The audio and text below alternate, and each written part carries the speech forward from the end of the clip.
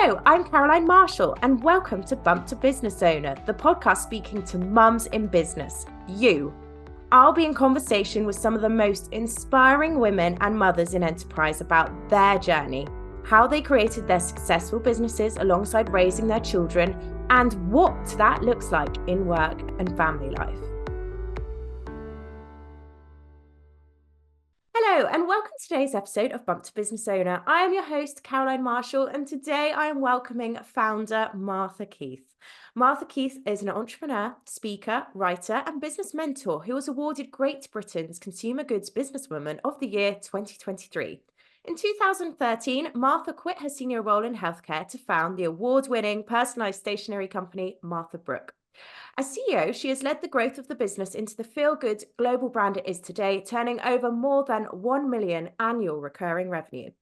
Martha is also a passionate small business owner, mentor and speaker. Alongside her achievements, she is also on the advisory council for the British Library, inputting into the work they do helping businesses innovate and grow, as well as their custodianship, research, culture and learning programs.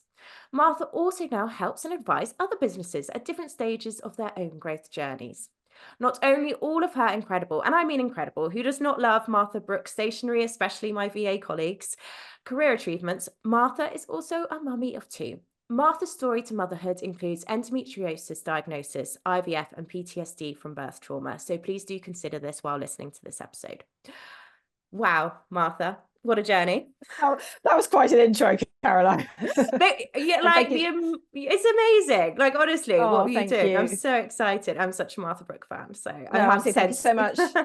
Thank you so much for inviting me on. It's great to connect and great to chat about all these things. And I know you reached out after the PTSD thing, which is something I've never really talked about before. So I'm really pleased that resonated and struck a chord with you. So yeah, and I think, actually we're timing the release of this. So when we release this, it's PTSD Awareness Day. And I'm just so happy, which I guess you must be, which sounds a bit weird talking about PTSD, but so happy we're talking about this in relation to motherhood. And both are traumas for very different circumstances. But talking about this, because for years I felt it was all about postnatal depression. And now it's like we're learning all these other things. While it's overwhelming, especially we've just had this birth trauma stuff all come out from the government, which is great, but it's a hard time for everyone right now, I think, who might have experienced something like this. Definitely. I mean, I've never talked about this before. This happened, 6.5 years ago, and it's something I find mental health stuff really difficult to be open about. I'm quite happy to be open about everything else, but I find it has such a big impact on me that I've struggled to really articulate it. But you probably saw the charity Pandas Foundation, who look after postnatal mental health and help families, reached out to do a collaboration with my business. And they just sent us a cold email, and I rarely jump on cold emails, but it was such a lovely worded email. And I thought, what, actually, this is the time I feel I can do this now. I can talk about it. And I've been overwhelmed by the reaction from people. And when I went through the experience myself, I felt it was so silly getting PTSD. I'd never heard about it myself in relation to birth, and it was unbelievable seeing that report that came out last month that said an estimated 30,000 women a year experience PTSD following birth, which is insane. So I'm really glad that we're talking about this more, because it's obviously something that does affect a lot of women. And I felt very alone going through it. And I'm sure a lot of other women feel the same way. Yes, and I'd love to talk about that. And I think, because it's twofold as well, it's like PTSD, you said you sound silly saying that, and I think that is key, that everyone needs to know. You do sound a bit ridiculous as a mother, not someone who's been in a war zone or something you traditionally put together with PTSD. You feel ridiculous saying that, so thank you. And it's not, but that's so true. But also the loneliness around it, because I think especially in motherhood, because when you've got friends going through, they might be pregnant and you're going through your PTSD, or in this lovely little bubble and you're going through PTSD, that's incredibly isolating, I think, at this stage of life as well, which is huge to raise awareness of. So thank you for your work with Pandas to do that as well. No, you're welcome. I agree. I think early motherhood is quite isolating in itself anyway. There's so much you're going through, and really so much is going on with your hormones in your brain. And anyone that's experienced a traumatic birth can really it can really affect those first couple of years in ways that, you're not really expecting, and no one really tells you about pre-birth. I think you're so focused on, so focused on the pregnancy and so focused on getting the baby out and so focused on the type of birth, you never really think about, and you hear about postnatal depression, you think, oh yes, I understand, I might need to go to my GP if I feel low, but no one really tells you that actually the birth itself can have such a profound impact on you. So I'm really glad we're talking about this more. And I thought that report was actually really helpful from the all-party parliamentary group, and hopefully some good and some change can come from it. Yeah. And so thank you so much for being open, because I think I've been quite open since I did started recovery. I did EMDR, if anyone wants to find out more So did places to I. support it. Oh, that's why we could talk about it. Yes. So we've both discovered EMDR, the life-changing magic that is. If people want to look that up, we'll put that in the show notes what that is. It's basically a form of therapy to help with trauma, which they're discovering more and more really helps if you've got it post-birth, or like me, due to an incident with your baby. So we'll come back to that more in a minute, but can we learn just a little bit, Martha, about what made you start Martha Brook? How did that come around? Were you always going to be an entrepreneur? I don't think I was. It was never the plan. I didn't have a grand plan to do this. I left uni and I went to work for a large healthcare company, as you know, and I was on the kind of graduate program, and they kind of accelerated you through various roles, and I became a business director of this company by the time I was 29, which was Wow, really young, and I had big responsibilities, and I learned loads. And when I joined, that was my ambition. My ambitions was to get to become a director of this company, and I thought, oh yeah, that's going to make me happy. I'm going to be really successful. And I got there, and I wasn't happy. I really was just I didn't feel fulfilled in any way, and I felt more removed from the patients and the reason that I actually joined wanted to do the job in the first place, which was to help people and to use my creativity combined with my science knowledge. I did a science degree, but I also love marketing and I love creativity. I thought I could bring the two together, but I felt more removed from making a difference. And I've always loved stationery. I did try to start a stationery business when I was 10. It was a little company. I know, it was called Moo, after my childhood nickname. And ironically, there is now a stationery company called Moo. That wasn't the one I started. You had it here first. Yeah, I started it first. I know, they completely stole my idea. And I felt there was a real gap in the market for a more personal stationery brand, a face forward stationery business that helped share my story to help other people share theirs, and really helped in the digital age bring back the joy of non-digital moments, and can inspire and encourage people to capture their own thoughts and ideas and empower them to do so. And as you probably know, Caroline, it started out really not in any impressive way, in my bedroom, just me and a printer, with honestly designs that I look back and I slightly cringe over. But it's part of the journey. But also, I know it's part of the journey, but this is what I always say to people, this business was completely bootstrapped. I didn't have any investment. I learned by doing. And I think that there's a lot to be said for trying stuff, and that is the best way to learn. And because it is an online business, what I became very good at was all things digital marketing, building brand online, personal branding, social media, which was a huge thing that's really helped our brand grow.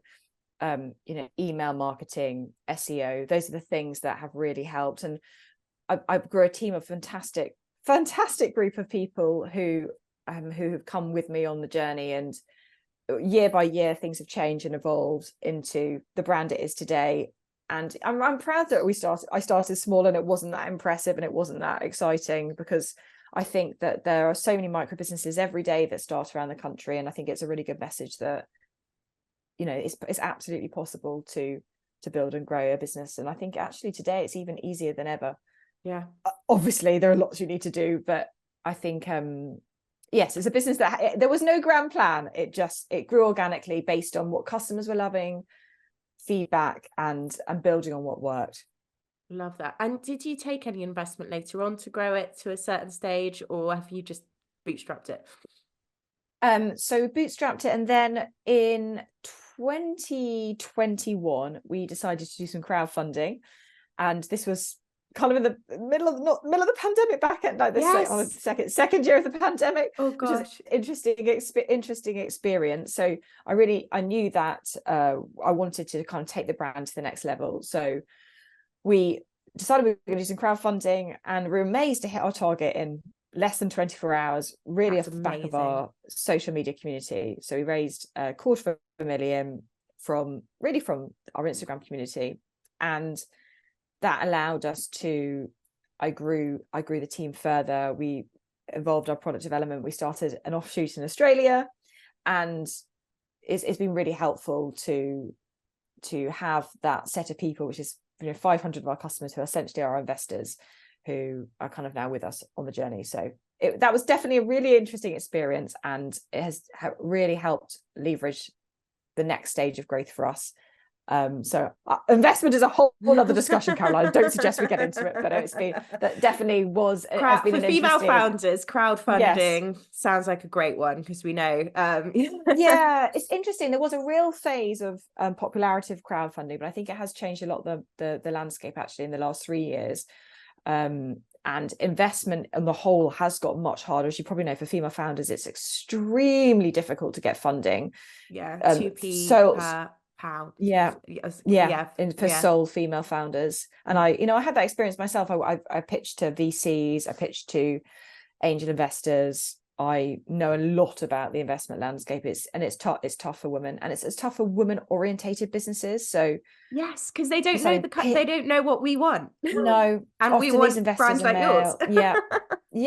They just don't get it. So it's a very, very interesting experience. But I think that's why it's so brilliant as a business owner to focus on building your own community, because there's so much you can leverage around that. I love that. And how come Australia then to go super there? random? Well, there was a stationery brand called Kiki K. I don't know whether you've heard of them. So they were really quite a big global brand, started by a lady called Christina. Maybe like 10 years ago, they were kind of the global stationery brand, and they started in Australia, and they came across to the US, to Europe. They had concessions across stores across Europe. They were kind of everywhere, but they got into real financial difficulty because they hadn't nailed the online offering. And as consumer habits changed more to shopping, from an e-commerce perspective, they hadn't kept up with the trends. So the company went into administration and was bought out, and they had pulled back a lot of their operations and massively scaled them down internationally and focus them just back, I think, in their home country, which might have even been a combination, I think, between Sweden and Australia. Anyway, there was a huge opportunity because they had a huge business in Australia, and we have a lot of customers over there, and shipping there is obviously it's harder. It takes a long time. And I knew an ex-colleague of mine who I used to work with in my old corporate life. We connected and we discovered there was a potential opportunity there. So that's kind of how it came about. Amazing. So it's been done in a slightly unusual way, but is really interesting. And we have a setup there where we have a manufacturing distribution in Melbourne, run by a husband and wife team, similar to me and my husband, and that is growing. And it's interesting to see where we can take that. It's an experiment. All these things, everything we do is an experiment, and some things work and some things don't. So it's really interesting. That's excellent to know. So you have people that run it. So are you quite hands off, and you just kind of completely hands off? Completely hands off. My team have regular check-ins with them. It's the same products. We work out what we can scale over there. We try and manufacture as much locally as we can, but some things we ship from here because everything we make ourselves. We don't buy things from China. So, but we're very hands off. But we use a lot of our digital marketing we transfer over there. So our SEO skills we take over there. Our pay-per-click advertising we take over there. And of course, it's a completely different market. So it's learning that and getting the traction, which takes a bit of time because we're not spending loads of money on marketing. We're trying to be quite clever about it. So it's trying things that work, that are profitable, that we can then keep the growth going in a sustainable way. Wow, it's amazing. I'm fascinated by that. And did I read somewhere that had you started your where you got diagnosed with endometriosis, had you started your trying for a family when you started the business, was there some crossover there? And did you ever think about how is this going to look like as hopefully a mother and going through that stage? So your research is incredible, Caroline. No, so I had so my husband and I got married in 2011, and I thought, oh, we'd have children, and we couldn't have, it didn't happen. For 2 years after we got married, I wasn't pregnant, and we thought, oh, I'm not sure what's happening here. And I wondered whether it was the stress of doing this sort of high powered corporate job. And I wonder whether that was a contributing factor. So one of the reasons that I decided to walk away from the corporate life was to be more in control of my own time, my own life, and to see whether that made a difference to being able to create a family, thinking, I could always go back to the corporate world. Of course, no one tells you that running business is actually super hard at the start. But you have less of a life, maybe. Less of a life. You end up having a baby, which is your business. So the business was started at the end of 2013, and we still couldn't get pregnant for 2 years. And then it wasn't until 2015 that I finally got the endometriosis diagnosis, after I had a hyperoscopy and a laparoscopy. But finally, after, I'm not even joking, like 18 years of agonizing periods and them ruling my whole life and people just telling me to get on with it. So I'm now really passionate about talking about endometriosis, because I think there's just massive diagnosis problem in this country. And it wasn't until I had one consultant finally take me seriously that I was able to, get the diagnosis, have the operation. And I was riddled with it. I was completely riddled with it. It was wrapped around both of my ovaries, my whole abdomen is filled with it. I have real problems. I've always had problems with my bowel, and I realize now that's because of endometriosis tissue. And so I had that operation in 2015, and then I still couldn't get pregnant, and I was told I couldn't have children naturally. And then that's when my IVF journey started. So fertility has been a very interesting journey for me over the last 10 years. And I'm really grateful to have finally got the endometriosis diagnosis. So I think so many people probably have it and don't realize. And it's such a thing that affects, has such a huge impact on so many women. I was just saying, how were you managing everything with your education, career, and every month you were in crippling pain with this? Was it just when you were due your period, or constantly? Well, I think it's not the whole, for me, it wasn't all 30 days of the cycle. There were a few days a month where I feel great, and I often would plan my life around that. But certainly there were the parts of my cycle where I certainly said it's just changed now. That's been interesting, but certainly through my 20s and 30s, I just couldn't function in certain times of my cycle. I just literally couldn't do things, and I'd cancel on things. I would plan not to do things, but I got so used to putting a brave face on it and going to work, and then I'd just come home and just be a bit of a mess. So I got very good in my 20s of faking it till I make it, just turning up with a brave face in it, and then coming home and being a bit of a wreck, which is my poor husband's who's very supportive. But I think a lot of women are the same. I mean, my studies at school, I was not good at school. I spent a lot of time off school and a lot of time in the sick room, and I really struggled with it when I was a teenager, because my periods used to be 2 weeks long when I was a teenager, and just excruciatingly painful. But they have changed slightly as I've got older, and I think I've had now, obviously all of the pregnancies really reset your body, and the 2 hysteroscopies I've had to clear it out, and the laparoscopy have definitely made a bit of a difference. So I think it's been very interesting to learn about. And frustratingly, you'll laugh at this, once I got the endometriosis diagnosis, my mum went, "Oh, I had that." I was like, "Sorry, had you never thought to tell me this whole time?" And I've just, how much I struggle with this. So maybe there's a hereditary element, I don't know.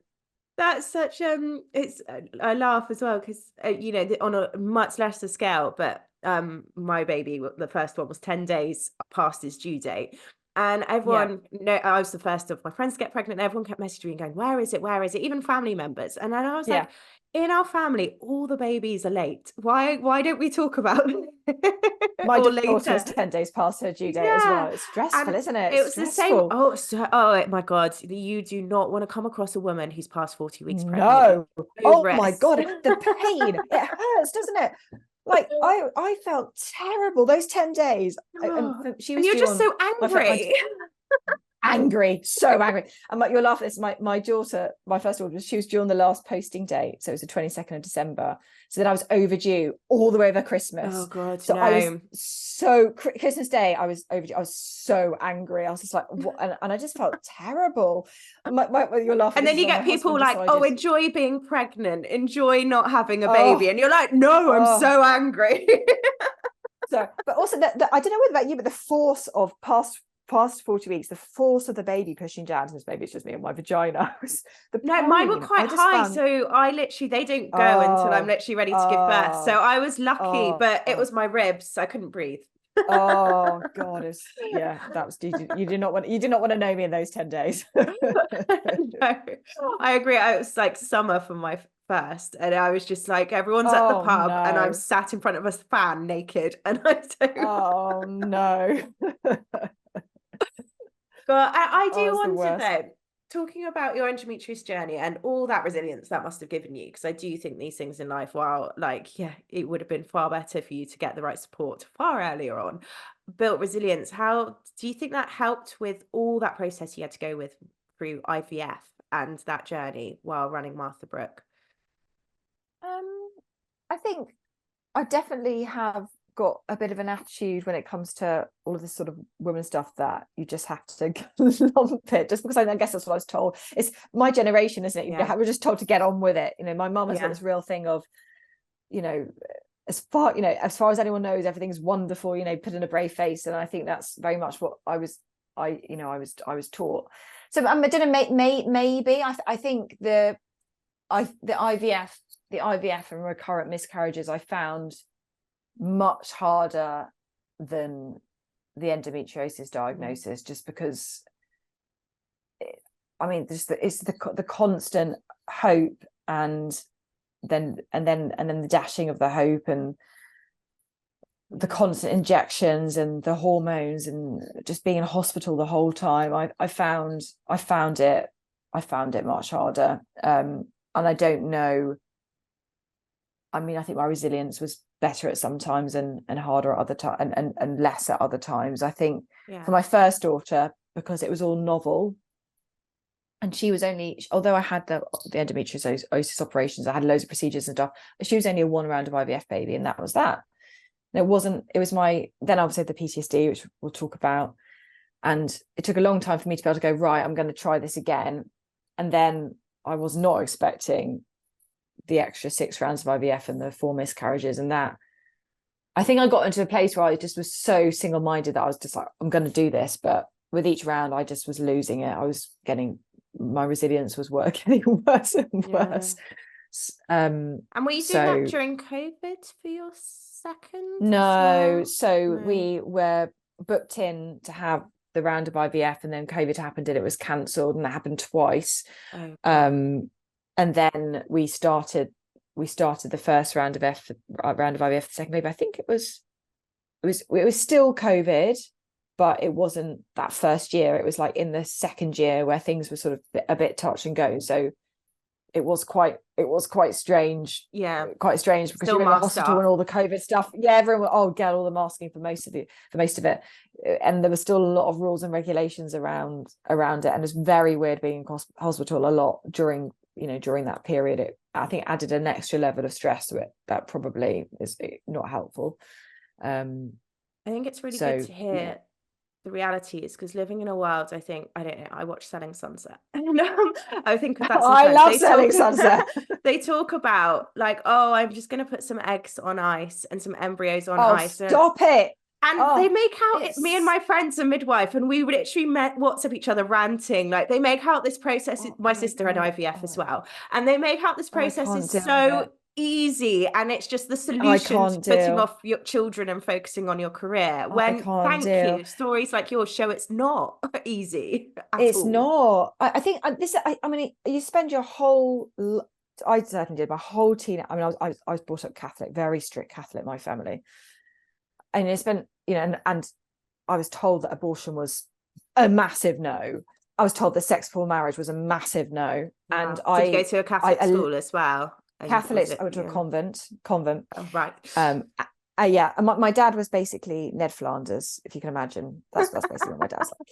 And Interesting. I carried so much Catholic guilt about sex, about Mm. relationships, and this huge fear of the idea of getting. I had to tell my dad. My dad sat down with me on my wedding day and tried to have the sex conversation with me Oh on my God, wedding day. no, no, stop. Stop. He's like, Martha, now you're married and you're going on honeymoon with Chris. I just want to tell you a little bit about. And I was like, oh my God, he's having the chat. I'm 20, I'm 28, 29, and he's having the chat. And I was like, it's okay, Dad, Mum's talked to me. Let's just stop this and enjoy the day. Sex chat with me. I was like, does he genuinely think I've not had sex? Does he genuinely think? Anyway, I lived in fear of the idea of getting pregnant, not, and just thought, never in my wildest dreams. I think it's actually going to be something that's going to be really hard. And I think the whole narrative now of have a career, leave it till later, put your eggs on ice, it's so damaging. I understand that everyone's circumstances are different, but having children is not something you can just magically click your fingers, and you don't know what your fertility is like, you don't know what your partner's fertility is going to be like, and actually the process to get your eggs out of you is not an easy ride. No, The no, and I process to think that's even just that process alone, it needs to be flagged, because I no think there's a well-known podcast that's been it's like, free, I'm telling my friends to freeze their eggs, and I'm like, that's, no do you have eggs? Do you know you what this have is like? you literally have to go through a process of down regulating your cycle, then stimulating your ovaries, and they swell up to, like, mine swelled up to the size of tennis balls. You feel absolutely terrible. You have to harvest them under an anesthetic, and the whole process is like a 2-month process, which completely takes it out of you. And if you do want to then get pregnant, you've got this huge hope of seeing these embryos, seeing these eggs, seeing them fertilized, seeing these embryos, and there's so much emotion attached to it. So I think, and also if you're freezing eggs, not embryos, there's a differing success rate, and I think it's really damaging. I think we shouldn't be talking about it as if it's some sort of, what's the word, transactional thing that we can just go and do. It's a solution. It's not a guarantee having children. I realize that. I feel so lucky to have my girls. Every day I thank that. The consultant that I saw for 9 years, he's the one that first did my first operation, and then I carried on seeing him for 9 years. He was just amazing, and I really every day think of him. It's not a guarantee having children. It's not, and I feel very lucky to have finally got there. But I think be under no illusion that having freezing your eggs or having IVF isn't an easy solution. It's a lot. And I think that's key there. It's like, you feel so lucky every day, you've got gratitude, but you've also got to recognize the process you went through to get there. Like, I think I heard you say must have been quite isolating going through that, especially if you're at a stage of life. Did you have friends having babies around you? Yeah, it was really hard. I didn't know anyone else when I started doing this that had gone through IVF, and I think the same week I was told I couldn't have children naturally, my sister got pregnant, and she just got married a few months beforehand, and she's like, oh, it's been really hard getting pregnant. I'm like, and I found that conversation, of course I was thrilled for her, but I burst into tears. I found it really hard to regulate my reaction, and she was so cross with me. She was so angry, and it really damaged our relationship for a long time, because she couldn't understand at all how I felt, which I was pleased for her, but also, and I really regret that conversation. I didn't handle it well at all, but I'd just been told I might not ever be able to have children, and it was something I wanted more than anything. And I've had friends that have moaned at me about their pregnancies when I've just had a miscarriage, and moaned at me how hard it is, or moaned at me about having a second child, and it's so difficult when you're stuck. It's impossible to explain to anyone that's not been through fertility struggle how heartbreaking it is, how much of a stab in the gut it is when you see, you're pleased for people, but also like you see stuff on Instagram and you just feel a bit sick, or you see a pregnant person walking down the street and you just suddenly get a bit shaky. You get so in your head about it, it becomes all consuming, and because you're injecting yourself all the time, it plays havoc. These hormones play havoc with your brain, and it becomes all consuming. When am I doing my next injection? When am I going for my next scan? When am I next in hospital? It's very difficult to take a step back from and sometimes see the bigger picture. And I it's very hard to explain to anyone that's not been through it how difficult it is, and how. And one thing I found extremely hard was, having these 7 rounds of IVF. My dad got very ill at the start. The same year I started my company, he was diagnosed with this really rare muscle wasting condition, which I never really knew what it was. I think about 40 people in the country had the form that he had. Essentially, it was a very rapidly progressing form of muscular dystrophy. And he got more and more ill. And everyone was so focused on my dad, quite understandably. He was not well. He stopped being able to walk, and he stopped being able to move his, being able to function, parts of his body stopped working. That nobody really, my family didn't really care really about the fact I was going through this experience. And the last round of my last miscarriage, which was the latest one, which was the one that really floored me. I was going to the hospital to have it removed, and my mum, she had this massive shouting at me on the phone that morning because she was so stressed about my dad. And I felt so isolated from my family because I didn't have nobody ever said, "Oh, are you okay?" Or, "God, this must be hard for you," because everyone was so focused on my dad. And I did find that really, really difficult. And I found a lot of people haven't really understood how difficult it is. But my husband, luckily, has been amazing through the process. I think I wouldn't have been able to do it without him. I think everybody needs somebody that they can cry on and rant on, and and he understands it, as you're going through all of that, but obviously it's his baby too, kind of thing. So it affects the partner as well. They feel so. It must have a huge impact on them. They feel so useless. Well, actually, he did pretty much I hate needles. He did pretty much every injection. So. He had a whole part of it. No, he really did. And obviously he had to donate the sperm, which he made a really big deal. He read a study. How hard for him. I know, so hard. He had to go into a room and donate his sperm. He was like, "You don't understand. It was really difficult." They had. He did not say that. About he me. did not say. Oh, for you had to go into a room and watch porn. I feel so sorry for you. At most, I call that awkward, not difficult. Come on, I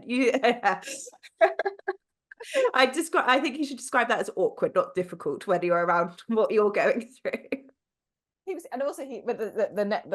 After the first time he donated, he read all these studies that said that if you eat certain things can really help your sperm count. So he read this study that said eating pickled walnuts really helps your sperm count.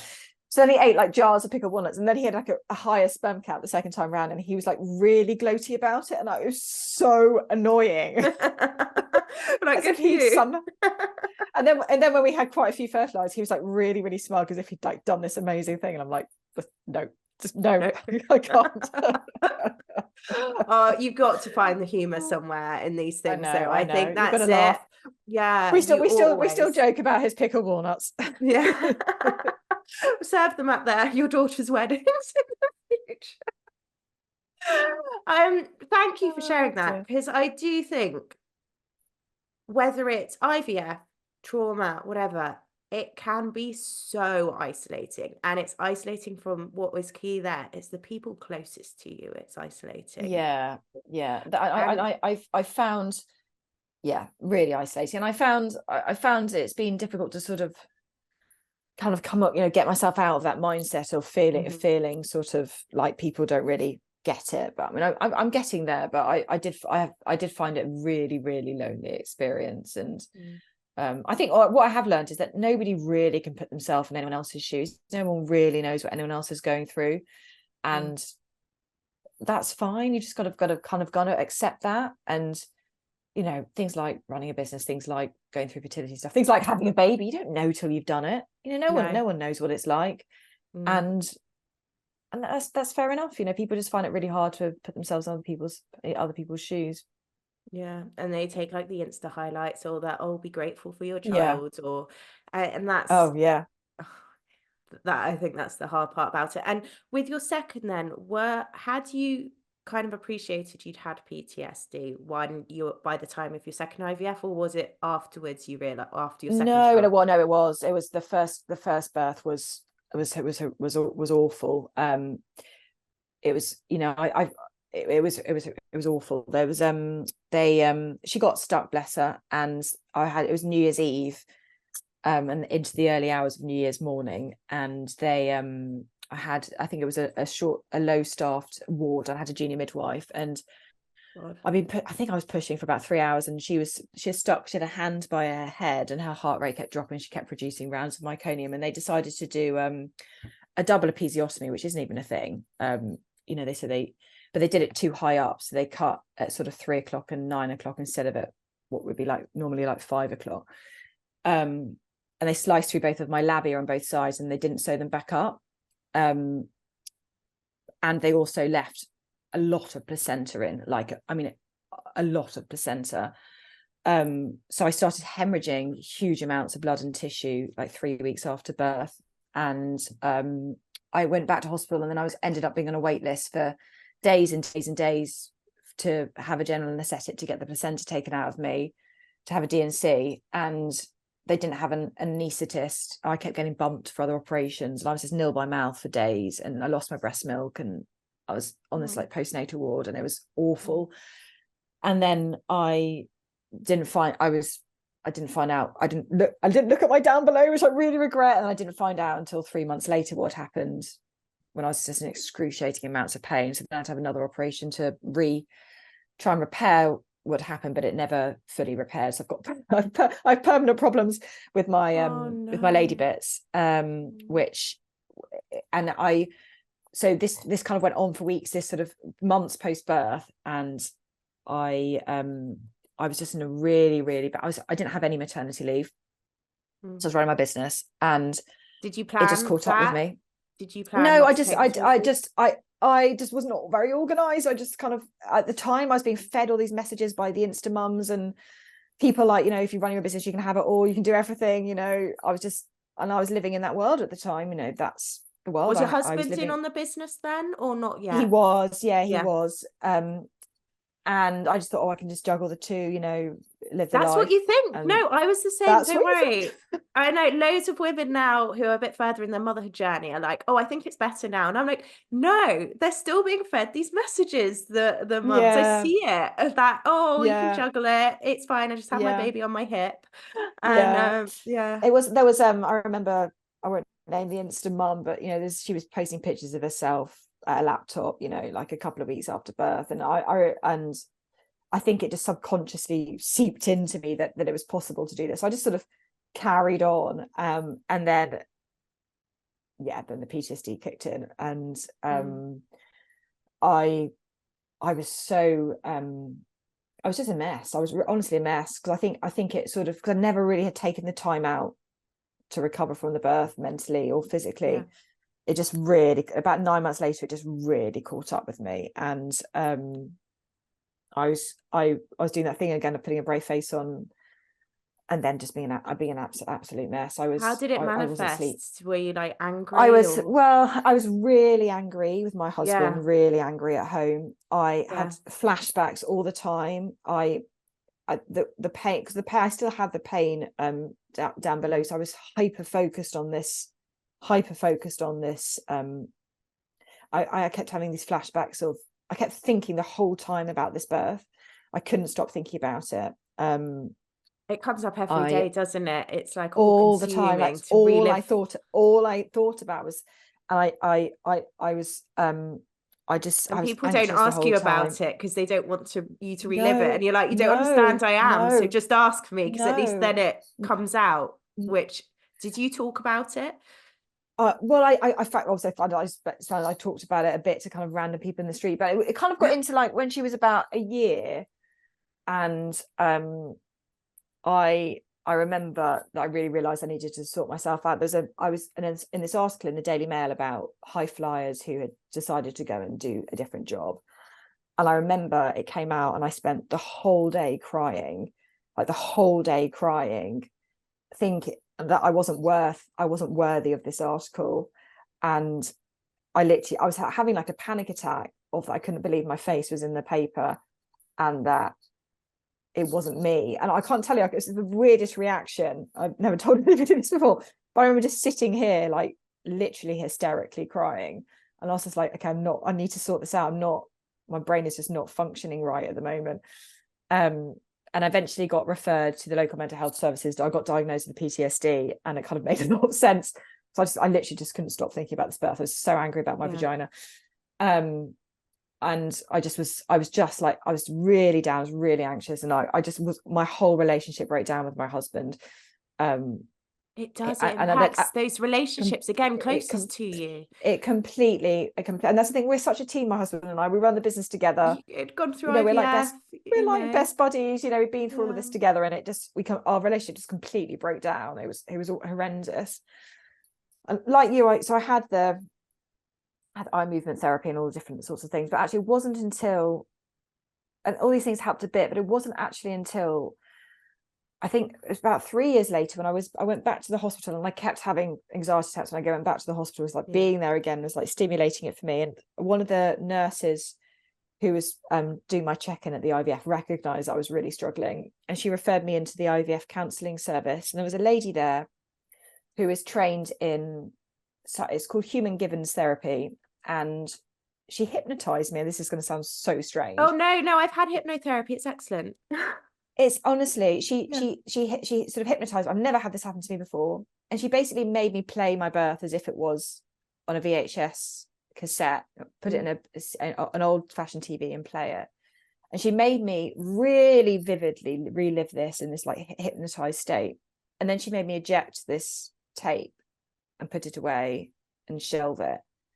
And I'm not joking, I walked out of this session just feeling like this weight had been lifted off me that I'd been carrying for about, I think it was about 3 or 4 years. I could finally go, right, I said, I can move on now. I can do this. I'm strong enough to start IVF again, because I just couldn't mentally do it. And I mean, the thing is, you'd never know any of these things about me when you see online. This stuff you sort of keep within you, and this is what I think maybe, I don't know, people get so good at hiding all this stuff, but honestly, that hypnotherapy was a game changer, absolute game changer. This lady was amazing. Like, she got it. She just could see that it was in me, and she could see that she needed to somehow compartmentalize it in my brain. I don't know what she did, but it was amazing. And it's all, I do wonder as well if you were ready as well. So I didn't start EMDR till 2 years after.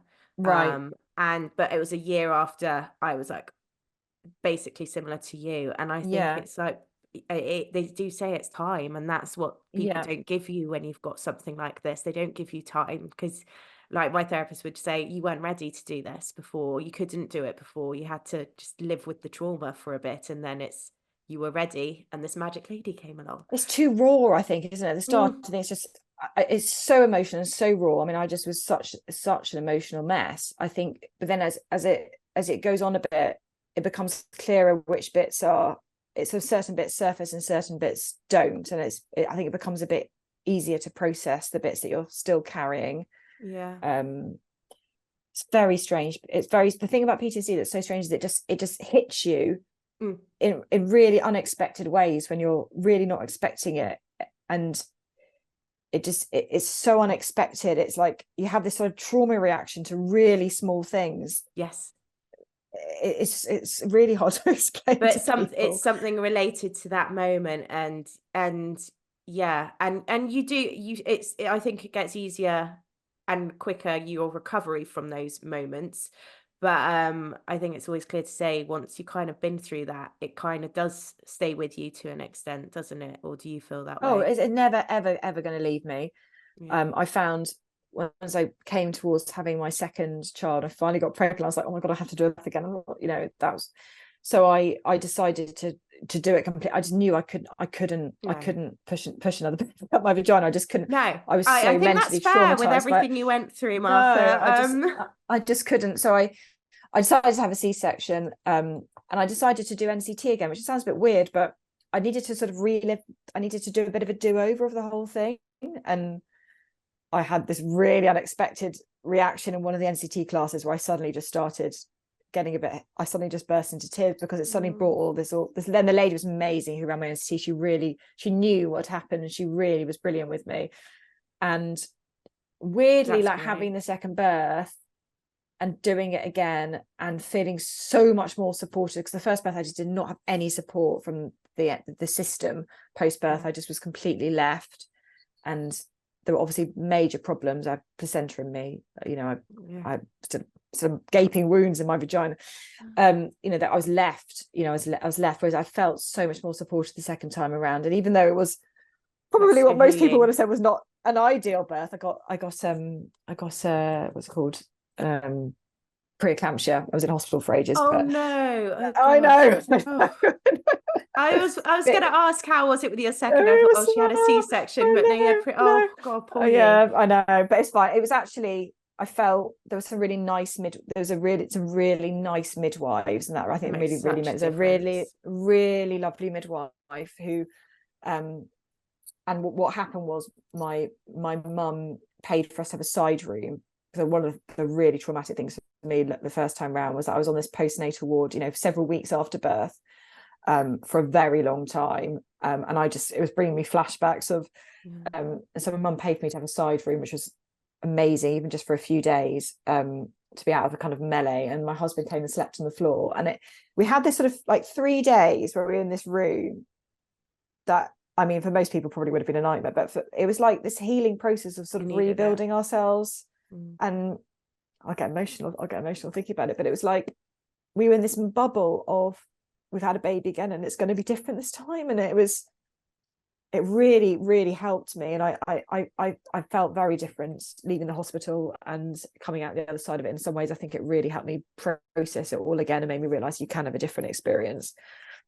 Yeah. And I think I've heard that a lot. If you go after it next time, it is like, I think there's a lot of self-blame attached to PTSD. Would you say that?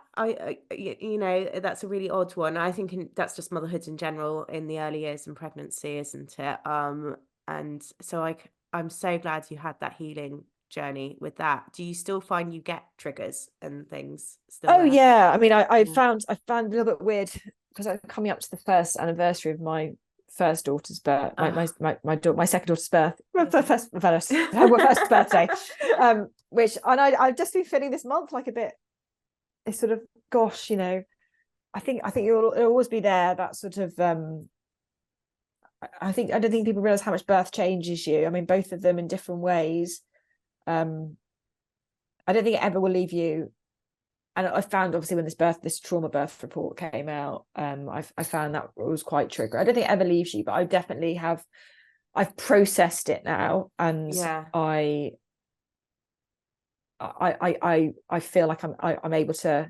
I think I was never able to talk about it before, and I think the fact I'm able to talk about it without crying, it shows that I've made progress. You have. That's huge, and I think it's just, I mean, my PTSD wasn't from birth trauma, but I found the report triggering because it's just mentioning PTSD everywhere and just how awful and certain things.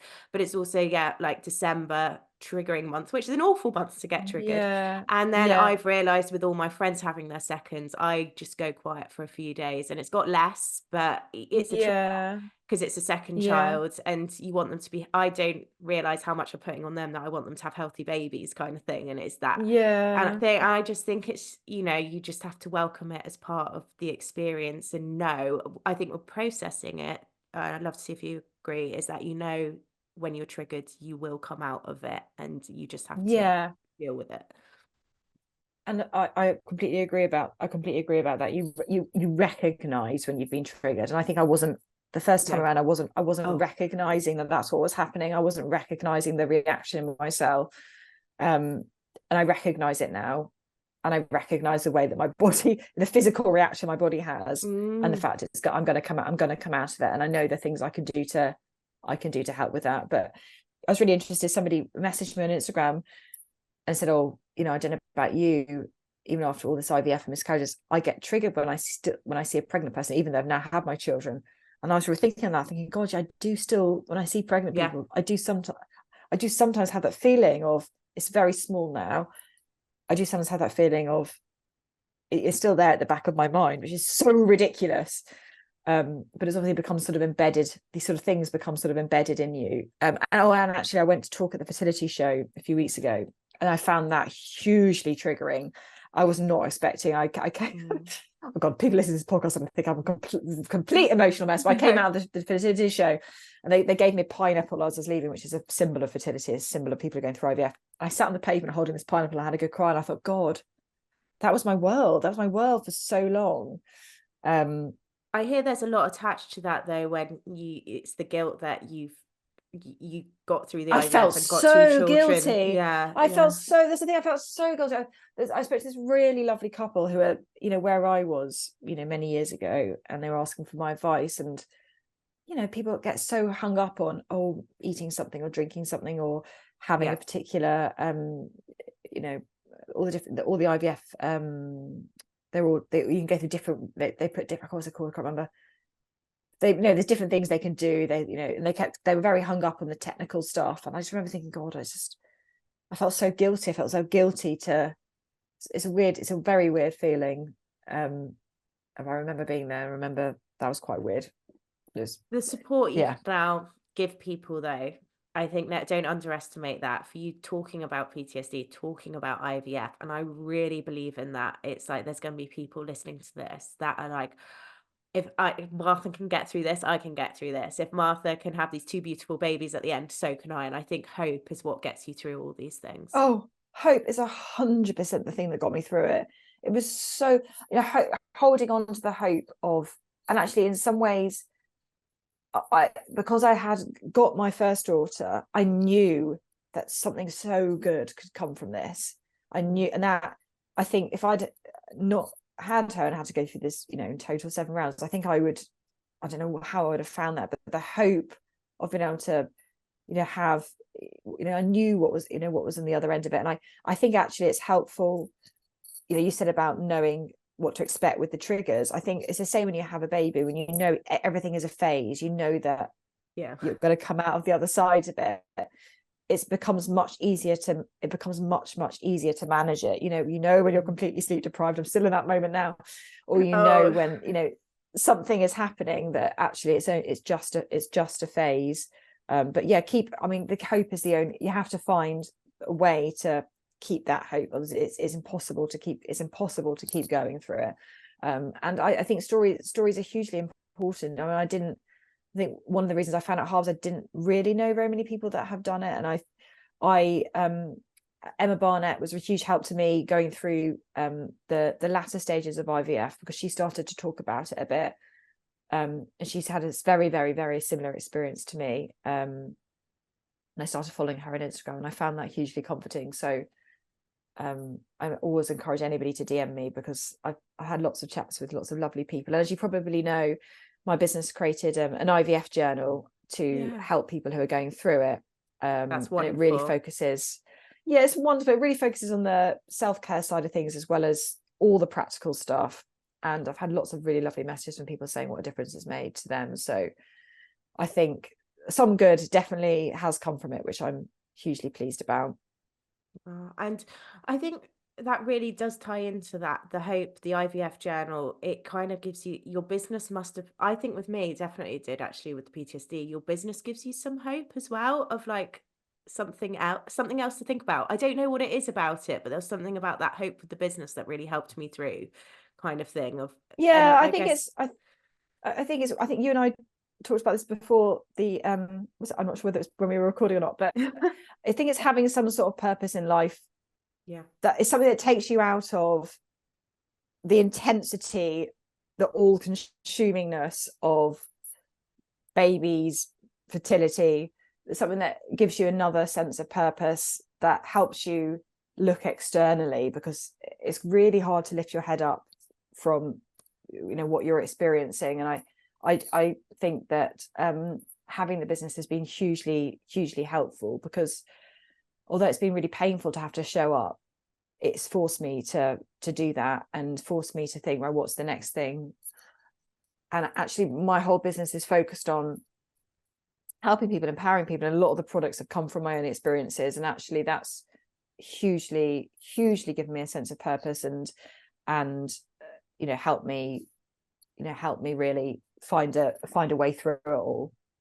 Yeah, no, that was it, because I think we're speaking this after it with you've now started Business Secrets, because it reignited your sense of purpose. And we were saying how definitely when my business Upsource and both the podcast, there's strong senses of purpose that are beyond the making money side of it. That's still important, but it's the purpose that really keeps me going, especially while I've got two little ones that are running it. So how has it felt finding that again with Business Secrets? Is it Business Secrets Club? Big Business Secrets Club, yes. I haven't really told anyone that I'm doing this yet, so I Oh, sorry. decided it's okay. Just announced it. I have this no, it's okay. I have this thing in decades. So I quit my first job when I was 30, and I decided to start something else when I was 40. I don't know why decades really. I hit decades, and I think, right, I need to do something different with my life. So I obviously, coming out the other side of all of this, I really was feeling a bit lost of, what I feel like I've been given the second chance at life. With my dad passing away, the embryo that made my daughter went in 2 days after that, and it all felt really weird, like everything had sort of happened for a reason. I've been given a second chance at life, and he often said he wanted to do these things. He has this whole list of things he was going to do when he retired, and he never got to do any of them. So it's given me a real oomph that you never really know what's around the corner, and you have to seize the day and do the stuff that you want to do right now, and not wait for the perfect moment. So I decided this year to start something else in secret, just because I wasn't really sure whether it was the right idea, but also I wanted to see whether I could take everything I know about growing a business online and apply it and see if it works. So I started something called Business Secrets Club, which is essentially a secret-free club to help other business owners grow their own brands online, sharing sort of my tips and advice and lived experiences. And yeah, I've got 37 followers at the start of February, and I think it's now Amazing. got 36,000. And it's been really brilliant in terms of just in that kind of first year baby phase, whilst also running my other business, to give me just a bit of a sense of finding myself again, finding what am I good at, who am I? I've kind of been trying to rediscover. I felt so much of my life has been taken up by this living in a hospital, and a whole really decade, really. It yeah, sounds like. it's been very weird, and Yeah. I've kind of feel like I needed to find myself again, and it's been really good for getting my confidence back, and really giving me the messages I've had from some of the businesses in terms of the transformations they've experienced through following some of my advice has just really given me. My dad always used to say, gives him a fillip. My dad was called Philip, so he always used to love the phrase, give you a fillip. So yeah, it's given me a real fillip. And it's been wonderful. I don't know where it's going to go, watch this space, but I think I've proven that it was a good idea, so now I just need to decide what I turn it into.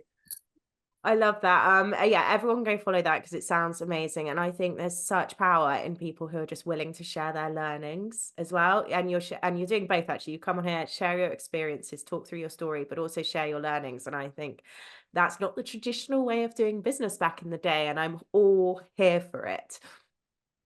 No, I think that the hard thing when you start a business is there's so much you don't know. Like, you just don't know what you don't know. No. You don't even know what you don't know. You don't know what you don't know. No, you don't know. And so I think that's like what parenthood. No, oh my God, it's like parenthood. And you're like, oh, that's how you do that thing. And I want to try and make other people's journeys and lives easier. So it's been really, really fun so far. And I have a few ideas as to where I'd like to take it, but we'll see. Oh, well, no, I so look forward to it. And Martha, honestly, thank you. I think sharing your story, you've been on an incredible journey, and I think the next 10 years are going to be your powerful journey as well for you. Now, what you have gone through is just quite simply inspiring. So thank you for being so generous to share with us. And yeah, I really hope people get something from this, and I know they will. Where can people find you, DM you, find out more about Yes, they you? can find my personal Instagram, Martha_Keith, which has been slightly neglected because I've been working on my secret project, but I'm always there on the end of a DM. My new advice account, Business Secrets Club, which if you've got ambitions to start a business, or you're running a business, is a great source of free tips and resources. And we've got a Reels challenge coming up at the end of June, which we had 2,000 businesses join in last time. It's happening again at the end of June if you want to join in that. And of course, my stationery brand, Martha Brook, which is Martha Brook LDN for Martha Brook London. And I, for my sins, manage all 3 accounts. So just come and message me. Oh my God, superstar. That is no mean feat. And also it's the Pandas Journal. It's our Pandas Journal and also IVF Journal on there. Yeah, the That's more Pandas support Journal's women. now finished. That was a 2-week collaboration. But yes, we've got the IVF Journal, and we've got obviously lots of other amazing stationery. I really recommend our life planners, which for me have been a game changer, and lots of other really lovely stationery products. If you like stationery, you must come and check us out. I think we all love stationery. Well, thank you, Martha. Honestly, thank you for sharing, and I hope to speak to you again soon and find out more about Business Secrets Club. Thank you so much for having me on. It's been a delight to chat, and hopefully this was useful.